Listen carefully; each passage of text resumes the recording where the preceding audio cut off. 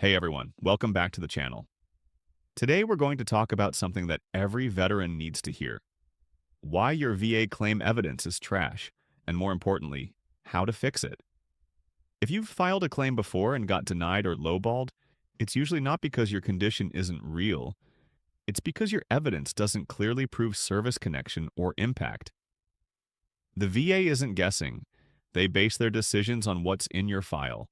So let's go through what makes evidence weak, what makes it strong, and how to make sure your next claim gets the attention it deserves. First, let's define what good evidence means to the VA. They're not just looking for a diagnosis, they're looking for a clear story. You got sick or injured during service, it's still affecting you now, and it's supported by medical and lay evidence. Most veterans fail because they submit piles of records with no explanation or connection.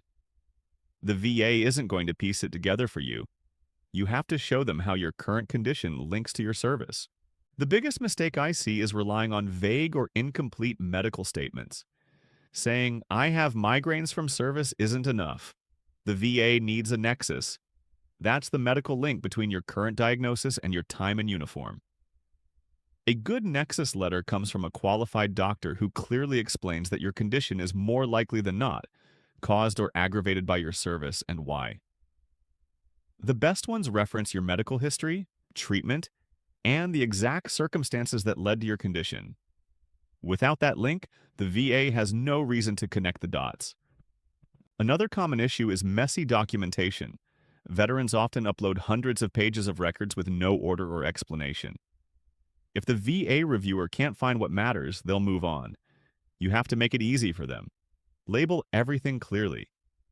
PTSD-DBQ, sleep apnea-CPAP records, migraines-medical notes.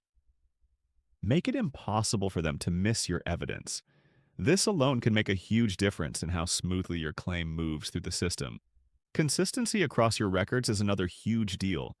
If you have documentation from 2015 showing back pain, but nothing until 2023, the VA might assume it resolved. You have to show continuity, that your symptoms never really went away. This is where personal statements come in. Your statement should tell your story, when the issue started, how it's progressed, and how it affects your daily life. Be specific.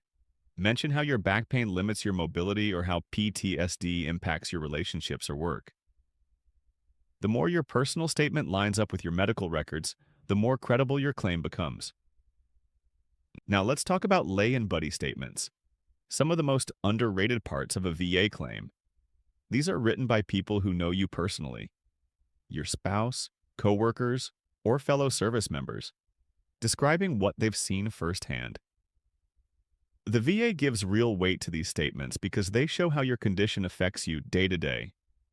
A spouse saying you wake up from nightmares several times a week, or a coworker describing how your migraines cause you to miss work, paints a picture that medical records can't. Always include these if you can. A lot of veterans also overlook how the VA actually rates conditions. Each condition has its own rating criteria. For PTSD, they look at your level of occupational and social impairment. For back pain, they look at range of motion and functional loss. For sleep apnea, they care about CPAP use and daytime fatigue. If your evidence doesn't clearly address the VA's specific rating factors, you're leaving money on the table.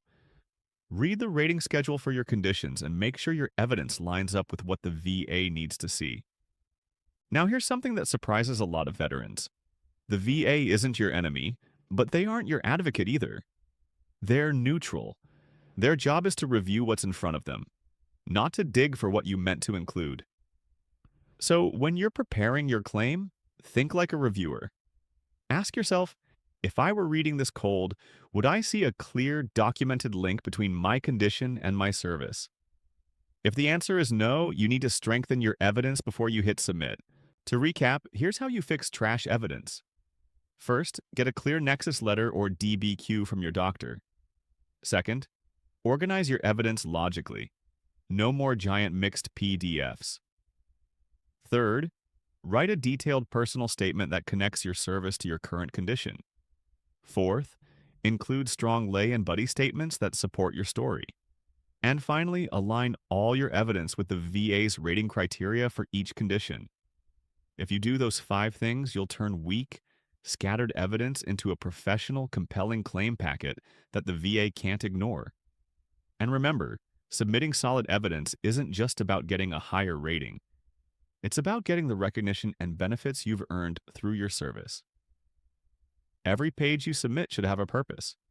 Don't overwhelm the VA with noise. Give them exactly what they need to approve your claim. If you found this video helpful, make sure to like this video, drop a comment with any VA claim questions or topics you want me to cover next, and subscribe to the channel for more straight-to-the-point content on VA claims, evidence tips, and how to finally get the rating you deserve. Thanks for watching, and I'll see you in the next one.